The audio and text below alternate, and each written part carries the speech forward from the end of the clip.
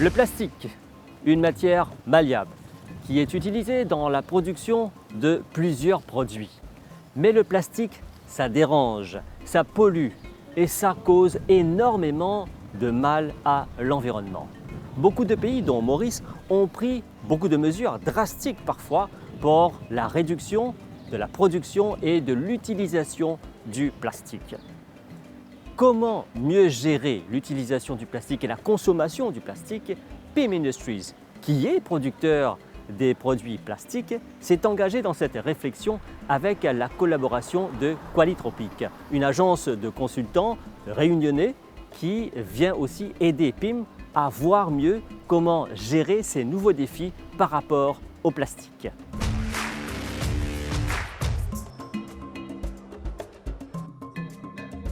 Éric Corson, donc PIM, une entreprise qui fabrique du plastique, aujourd'hui organise une conférence sur la réduction du plastique.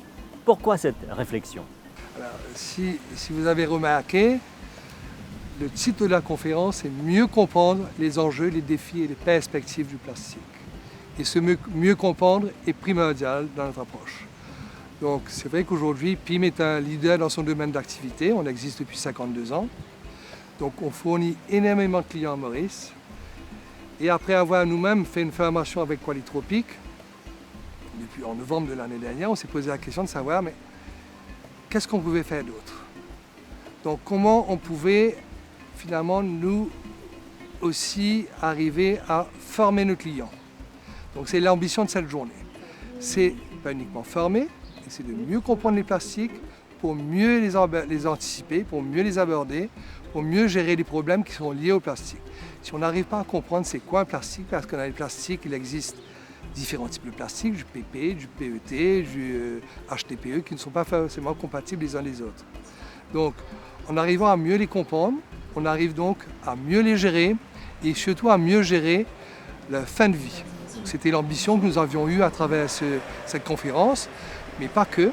L'idée aussi est d'arriver à donner des outils à la fin de la conférence. Des outils tels qu'un Plastic Waste Survey Report qui sera remis à chaque participant, qui sera disponible sur le QR code du site de PIM, qui permettra à chaque entreprise d'établir un état des lieux de la gestion et des déchets plastiques de leur entreprise. Encore une fois, pour mieux anticiper ces déchets et voir comment les gérer.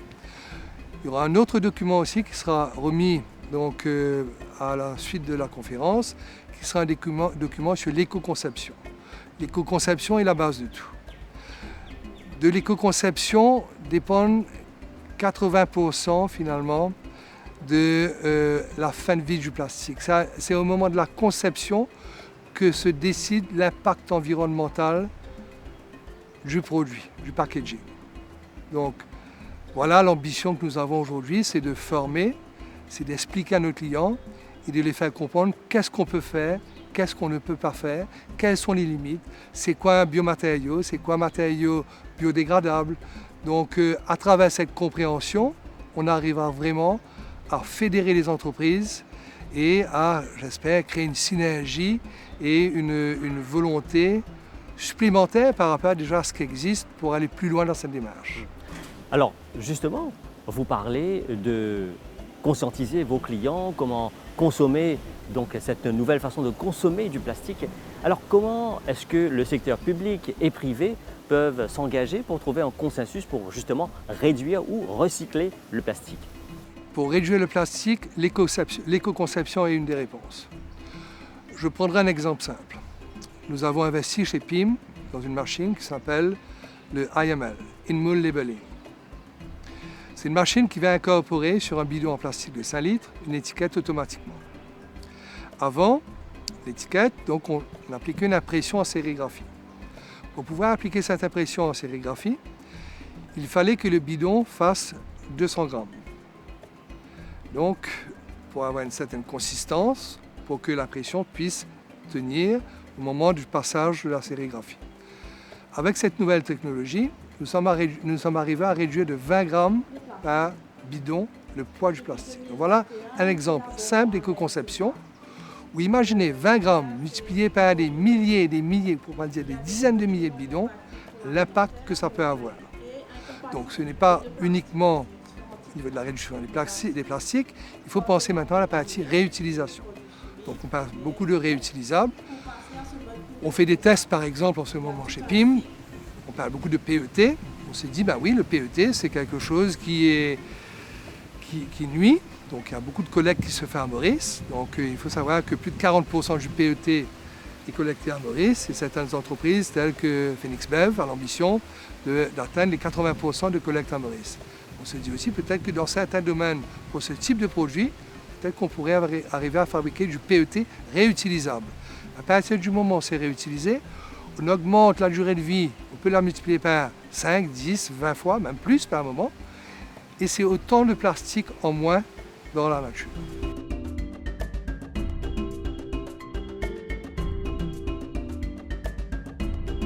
Alors Jérôme Vulmain, donc Qualitropic, a fait beaucoup de recherches et accompagné des entreprises.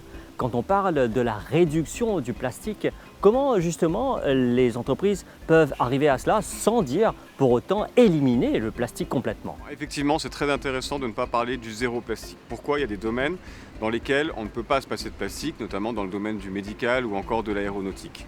Mais on a besoin que les entreprises travaillent déjà ensemble pour essayer de n'utiliser que les plastiques qui sont utiles en fait.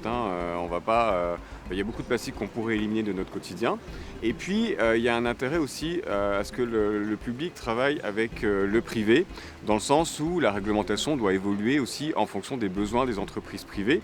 Et puis dernière chose, très important, de collaborer en fait entre les territoires. On a des difficultés par exemple à exporter certains plastiques qui sont considérés comme des déchets alors que ce sont des matières premières. Donc il y a tout un environnement à créer, un environnement entre les entreprises et un environnement entre les entreprises et les gouvernements.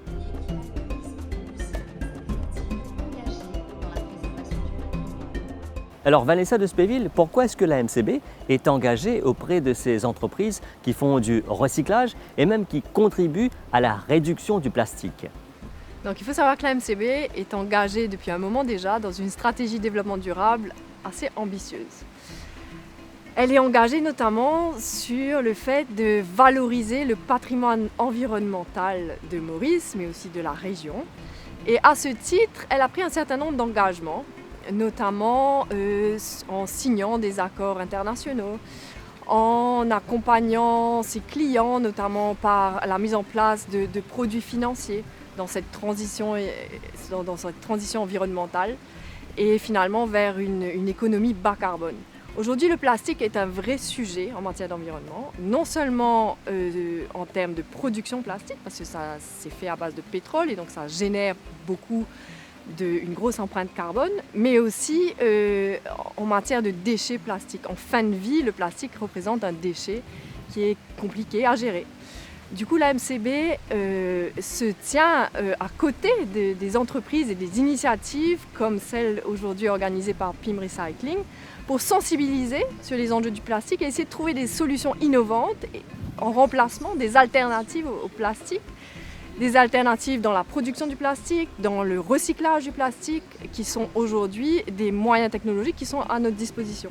Donc c'est pour ça qu'aujourd'hui on est là en partenaire de PIM Recycling et aussi parce qu'en tant que banque et acteur financier important du pays, nous avons aussi une responsabilité d'accompagner cette transition écologique.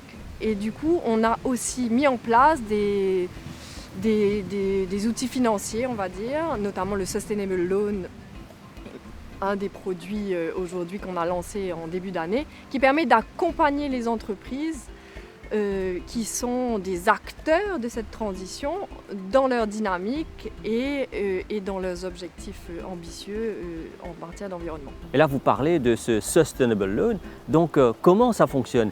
Qui peut bénéficier? Alors, qui peut bénéficier? C'est les entreprises en général, qu'elles soient PME ou plus grosses entreprises. Elle est cadrée par ce qu'on appelle une taxonomie. Donc, il y a plusieurs critères que je vous invite à aller consulter sur le site mcb.mu. Vous aurez tous les détails. Mais ce qui est intéressant, c'est non seulement le taux d'intérêt qui est PLR-1, donc qui est intéressant pour une entreprise engagée, mais aussi tout le support technique, j'ai envie de dire, l'expertise. Parce qu'aujourd'hui, au sein de la MCB, on a quand même des gens dont c'est le métier et qui sont aujourd'hui capables d'aller s'asseoir avec les clients, comprendre leur réalité et essayer de trouver ensemble des solutions pour transitionner.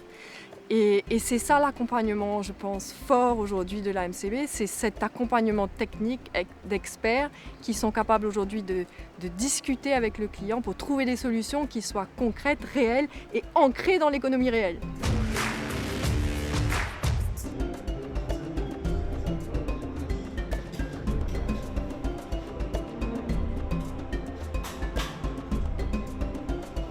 Le travail d'un artiste, ça demande du temps, de la patience, mais aussi et surtout de la créativité. Et cela est en train d'être intégré dans le monde des affaires, du business. Alors, l'Academy of Design and Innovation a réuni plein d'artistes, mais aussi des personnes de différentes industries pour parler justement des industries créatives à travers l'Africa Consortium. Alors, on va voir dans cette édition comment on est en train de monter tout ce qu'il y a côté créatif et d'intégrer dans les industries, mais aussi voir comment les nouvelles technologies sont en train d'influencer le côté créatif des artistes. Et aussi, on va voir quelles sont les initiatives qui sont réunies pour les artistes, mais aussi pour les créateurs à l'île Maurice et comment innover dans un environnement où l'intelligence artificielle gagne du terrain. Tout d'abord, Dr Sabrina Ramsamy Irana, parlez-nous de cet événement Africa Consortium que vous organisez au Codan.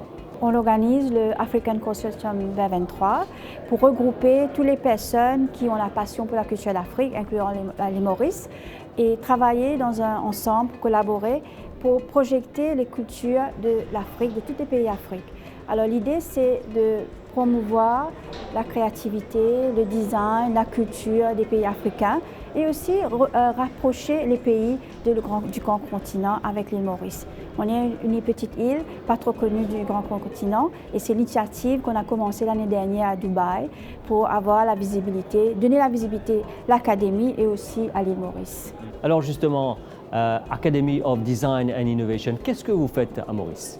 Alors, l'Academy of Design and Innovation, c'est un institut très spécialisé dans le design, la créativité et l'innovation maintenant.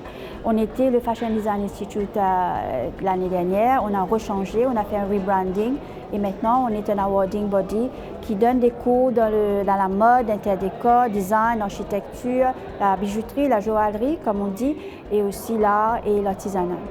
Alors on parle des technologies dans ces industries-là. Quand on parle de la mode, de la créativité, est-ce que aussi il y a cette implication des nouvelles technologies et en particulier l'intelligence artificielle?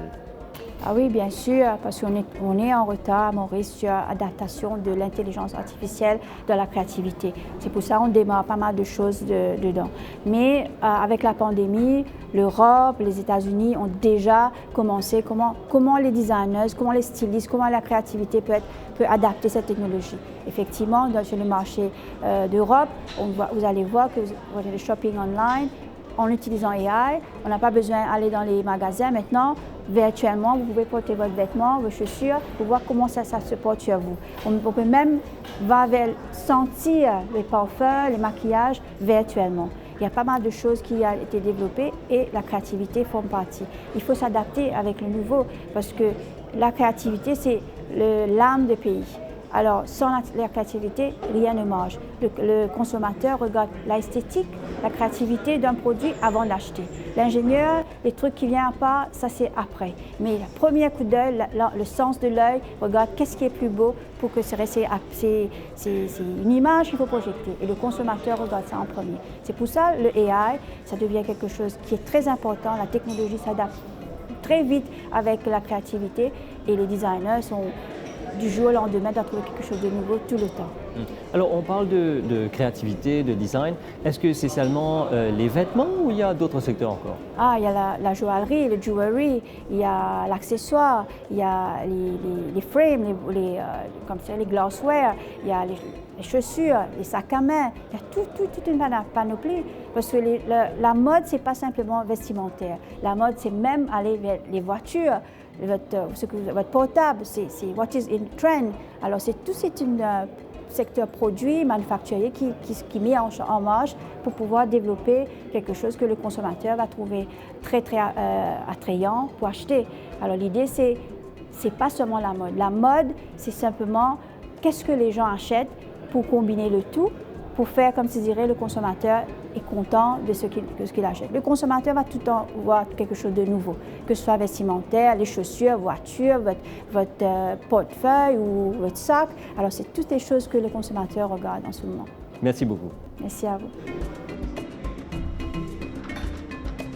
So, Zahira Mouti, you're the founder of Z Arts Gallery and also the Mauritius International Art Fair. Please tell us about your presence here in this event, the Africa Consortium. We are here to showcase the second edition of Africa Speaks 54, which is an initiative I launched in collaboration with Dubai Chamber of Commerce during the Dubai Expo. And in Mauritius, we are showcasing two different pavilions. We have the international pavilion where we are presenting 40 international countries, as well as we are providing an opportunity for Mauritian artists to showcase their talent. So we're talking about artists who have some difficulties to promote their activities, to promote their work and sell their work. So how can your initiatives be helpful to them? Well, I think an initiative like this is one of the initiative that we are providing for artists to take cognition and to participate. But also, I'm a firm believer in education, and I think that we need to come up with a capacity building program where we educate the artists. Where creating art is, we don't need to teach artists how to creating art, but artists in Mauritius, I noticed that they lack this soft skills training where they cannot communicate about their art, they cannot write about their art, they don't know how to build a portfolio, for example. They don't make maximum and efficient use of the social media, which is a free platform where people can reach out a global market. So all these can be done for capacity building. We have a program which we have launched and implemented in various countries as well. Apart from Dubai, it's called Artist Empowerment Program. This project is coming, will be one of the initiative of Mauritius International Art Fair, which is coming in a couple of months in August. And I would like to invite all the artists as well as people, private sectors, business CEOs to join us, because Mauritius International Art Fair is a platform that gives opportunity for everyone. Also, we will have a conference that will talk about the art of investment. We don't forget that art is an asset, and we are trying to build this community of art collectors as well. So it's a whole ecosystem that we want to boost to bring a better Mauritius in the art industry. And more now, we're talking about the new technologies. Everyone is there using mobiles, internet, and also now we're talking about artificial intelligence. Is art connected to that? Absolutely, indeed. So as I mentioned, there is a lot of innovative approach that artists can make use and be part of this new development, and technology is one of them. NFT. Last year we've done a conference on the NFT, on how artists can create their account and how collectors can buy. So all this is coming, and I think artists needs to be part of this. We have the traditional way of appreciating art, but also we need to move on with the new trend. Thank you very much. Welcome. Business Connect, c'est terminé pour cette édition. J'espère que vous avez apprécié cette émission que vous pouvez retrouver sur nos plateformes multimédia. Au plaisir de vous retrouver une prochaine fois. Au revoir.